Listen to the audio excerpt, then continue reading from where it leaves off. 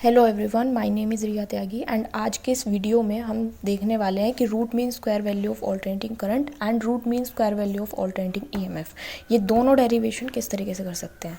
तो पहले मैं आपको बता दूं कि क्लियरली कि ये जो दो डेरिवेशन हैं ये बिल्कुल एग्जैक्टली सिमिलर हैं जो आप पहले mean value of alternating current and mean value of alternating EMF, इनके लिए जो जैसी डेरिवेशन आपने पहले की थी एग्जैक्टली सेम वही स्टेप होने वाले हैं, लेकिन बस यहाँ पे जो थोड़ा बहुत डिफरेंस होगा वो मैं आपको समझा देती हूँ। ओके, सो सबसे पहले यहाँ पे इसमें जो मेन फॉर्मूला होगा वो होगा डी एच का। तो D H equals to I square R D T, right, ये वाला फॉर्मूला होने वाला है। आई की जगह हम जो ऑल्टरनेटिंग करंट वाला जो फॉर्मूला है वो रख देंगे आई नोट साइन ओमेगा टी। ठीक है, इसका जब हम स्क्वायर करते हैं तो आ जाएगा I naught square sine square omega T into R D T. इनको फिर दो स्टेप हम कंप्लीट कर चुके हैं which is the main formula and उसमें वैल्यू पुट करने का काम कर चुके हैं। उसके बाद हम सीधा इंटीग्रेट करेंगे। जब हम इंटीग्रेट करते हैं तो जैसे आई नोट स्क्वायर और आर ये दोनों कांस्टेंट है तो बाहर आ गई। साइन स्क्वायर ओमेगा टी का जब हम इंटीग्रेशन करते हैं तो उसकी वैल्यू आती है टी बाई टू। अब ये कैसे आती है वो मैं आपको भी समझाऊंगी जस्ट 2 मिनट बाद। ठीक है, तो ये पूरी जो इक्वेशन बनी वो क्या बनी, H equals to I naught square R T by two. ठीक है, सो इसको हम फर्स्ट इक्वेशन मार्क कर लेते हैं। अब ऐसे ही हम हीटिंग इफेक्ट के लिए आरएमएस के टर्म्स में निकालेंगे। ठीक है, तो करंट को आरएमएस के टर्म्स में अगर बोलेंगे तो उसे कैसे नोट करेंगे, आई वी की तरह। तो यहाँ पे हो गया H equals to I V square R T, ये होगी सेकेंड इक्वेशन। अब इन दोनों इक्वेशंस को जब हम कंपेयर करेंगे तो आर टी कैंसिल आउट हो जाएगा and I V equals to I naught by under root two आ जाएगा। समझ में आ गया होगा इतना। इसी को ही अगर फर्दर सोल्व करें तो 0.707 आई नोट, ये आपका फाइनल रिलेशन है।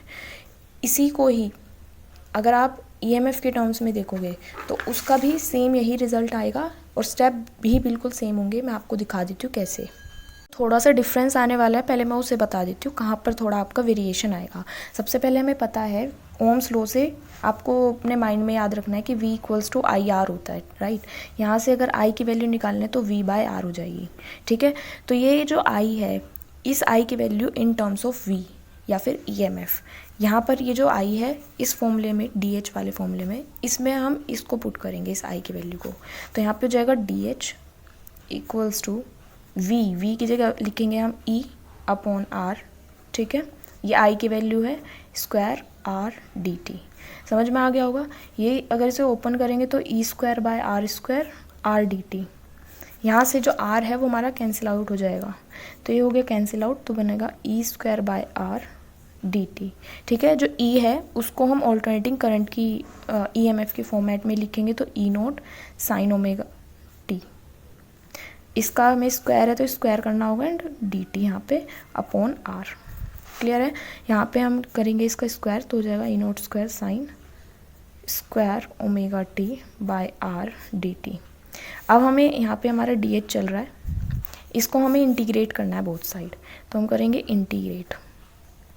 जब हम इंटीग्रेट करेंगे बोथ साइड्स, यहाँ पे क्या आ जाएगा आपका integration D H equals to integration E naught square sine square omega T D T upon R. तो ये जो भी कांस्टेंट टर्म है वो बाहर आ जाएंगी, E naught square by R integration sine square omega T D T.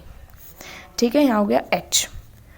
इसकी जो वैल्यू है मैं आपको पिछली बार भी बता चुकी हूँ, टी बाई टू आएगी।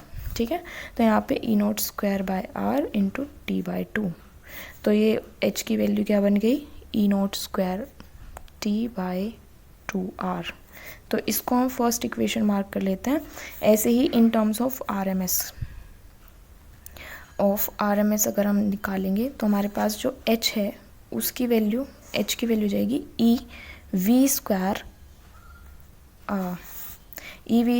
टी। ये टी है इसलिए टी आ जाएगा, सेम यही रहने वाला है, सिर्फ यहाँ पे आर आएगा। ठीक है, तो यहाँ पे हमारा E V square T upon R ये आ चुका है। अब हम इन दोनों इक्वेशंस को, ये सेकंड इक्वेशन है एंड ये फर्स्ट सेकंड, इन दोनों को हम क्या कर लेते हैं from equation 1 and 2। Equation 1 and 2 जब हम चेक करेंगे तो हमारे पास क्या आएगा, E V square T upon R equals to E naught square T upon two R. ठीक है, सारी चीज़ें कैंसिल आउट हो जाएंगी। यहाँ पे ई वी अगर निकालेंगे तो वो जाएगा E naught by under root 2, या फिर हम बोल सकते हैं इसको E V equals to 0.707 E naught. समझ में आ गया। अभी हम क्लियर कर लेते हैं कि इसकी जो इंटीग्रेशन है, जो मैंने आपको डायरेक्टली बताई है, इसको समझ लेते हैं ये कैसे होगी। आपको बोर्ड एग्जाम में यही डायरेक्टली करनी है, बट मैं आपको समझा देती हूँ अलग से वो। तो अब सीख लेते हैं कि ये sine square omega T with respect to D T, इसका इंटीग्रेशन हम कैसे करेंगे। और हमारे पास लिमिट्स हैं 0 से टी, तो कभी भी हम स्क्वायर वाली टर्म का डायरेक्टली इंटीग्रेशन नहीं कर सकते हैं। उसका इंटीग्रेशन करने के लिए हम क्या करेंगे, एक मैथ्स में फॉर्मूला होता है, जो लोग बायो स्टूडेंट्स हैं उनके लिए मैं बता देती हूँ। मैथ्स का एक फॉर्मूला होता है, वो क्या होता है कि जो कोस 2 थीटा है 1 माइनस 2 साइन स्क्वायर थीटा इसके इक्वल होता है। तो अगर हम 2 साइन स्क्वायर थीटा की वैल्यू निकालें तो 1 माइनस कोस 2 थीटा होगी, यानी कि हमें तो चाहिए साइन स्क्वायर की टर्म्स में, तो यानी कि 1 माइनस कोस 2 थीटा बाय 2, ये हो जाएगा। समझ में आ रहा है ना। तो अगर हम इसको और इसको अभी सिचुएशन कंपेयर करें, तो इसको और इसको अगर कंपेयर करें तो हमें क्या दिख रहा है कि यहाँ पर थीटा की वैल्यू जगह पे ओमेगा टी टाइप का कुछ है। तो अगर यहाँ पे हम थीटा की जगह ओमेगा टी लगाएं तो आ जाएगा 1 minus cos 2 omega T by 2। तो यानी कि अब चीज़ें सेम हो चुकी हैं, sign square omega T sign square omega T. तो इसका मतलब अगर इसका तो इंटीग्रेशन हम डायरेक्टली नहीं कर सकते, तो अगर हम इसको इसमें कन्वर्ट करें तो हम कर सकते हैं। तो अब हम इसको इसकी जगह मतलब इस साइन स्क्वायर ओमेगा टी की जगह हम ये चीज़ रिप्लेस कर देंगे। तो अब इस चीज़ को रिप्लेस कर देती हूँ यहाँ पे। तो ये हमारा सोचने वाला पार्ट था बेसिकली, ठीक है। ये आपको करके नहीं दिखाना, यहाँ पे मैं रिप्लेस कर रही हूँ। तो रिप्लेस करेंगे तो आ जाएगा 0 से टी जब हम इंटीग्रेट कर रहे हैं and 1 minus cos 2 omega T by 2 and whole D T, ठीक है। यहाँ पे ये 1 का इंटीग्रेशन होगा एक बार, कोस 2 ओमेगा टी का होगा एंड 2 कांस्टेंट है, इसे बाहर कर देंगे तो जाएगा 1 बाय 2, ठीक है। यहाँ पे एक बड़ा ब्रैकेट, एक बार 0 से T 1 dot D T minus integration एक बार और for cos 2 omega T dot D T. इसका कर रहे हैं यहाँ पे 1 बाय 2 करा तो जगह इसका करेंगे तो टी आएगा, 0 से टी लिमिट्स है हमारी, माइनस इसका हो जाएगा साइन 2 ओमेगा टी अपॉन में 2 ओमेगा एंड लिमिट्स हैं 0 से कैपिटल टी। तो इसका करेंगे 1 बाय 2, यहाँ जाएगा टी माइनस 0, जब upper limit minus lower limit की, यहाँ पे जाएगा माइनस, ये जाएगा साइन 2 ओमेगा टी की जगह कैपिटल टी आ जाएगा माइनस साइन 2 ओमेगा इंटू 0 और होल अपॉन 2 ओमेगा।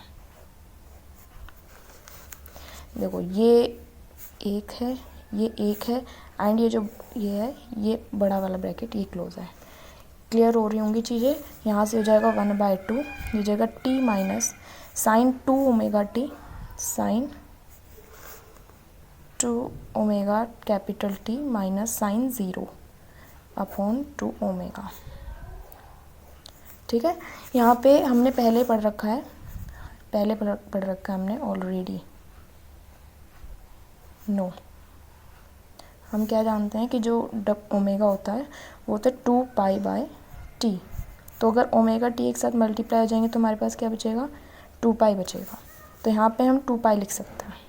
तो ये हो जाएगा 1 by 2 T minus sine 2 into 2 pi minus sine 0 और होल अपॉन 2 ओमेगा, ठीक है।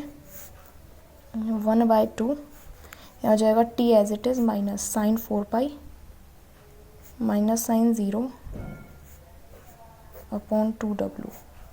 यहाँ देखो जितने भी साइन वाली चीज़ें होती हैं, साइन को अगर हम चेक करें एंगल लाइक 0 पे, पाई पे, 2 पाई, 3 पाई, 4 पाई, कितने पे भी चेक करते हैं तो हर एक की वैल्यू साइन जो है 0 देता है।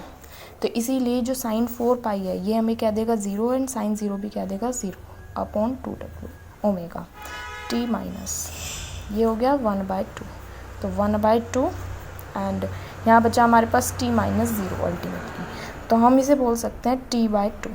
तो इस तरीके से हमारा जो इंटीग्रेशन है वो कंप्लीट हुआ है। समझ में आ गया ना।